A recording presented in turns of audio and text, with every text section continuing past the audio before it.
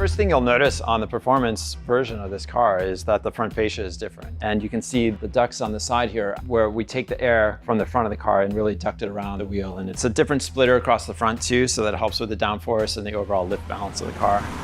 On the rear of the car, we added a spoiler and we improved the rear diffuser. And it's a carbon fiber splitter.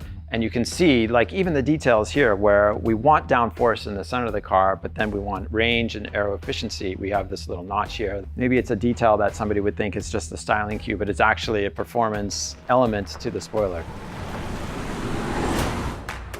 So let's check out the interior. This is where there's a lot of change for the performance version. And the first thing you'll notice is the seat.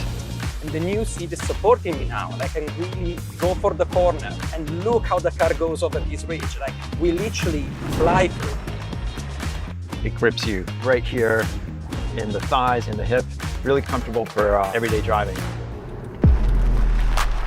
As well, we have these new forged wheels. Not only decrease the mass to keep the overall vehicle mass down, but they also have a little bit more stiffness, which allows for tighter turn and feel. They also come integrated with these aero caps here. These also work with the unique front and rear fascias that we have on the car to move the air around these larger wheels and tires. And this is where we're balancing vehicle driving and vehicle handling, and also the range and efficiency of the car. We've also got an upgraded brake pad to take higher thermal loads and perform better. We have a new steering knuckle for the performance car that has a slightly shorter steering arm, which decreases the overall steering ratio, making it a little bit quicker.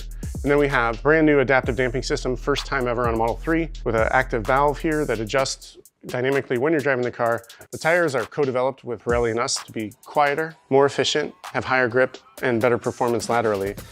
All new drive unit here for the Model 3 Performance. We also have a new inverter here, and we have precision ground gears to increase efficiency, as well as a lower friction oil in there that we call KAF, kick-ass fluid, in order to get all of the performance out of all of this together.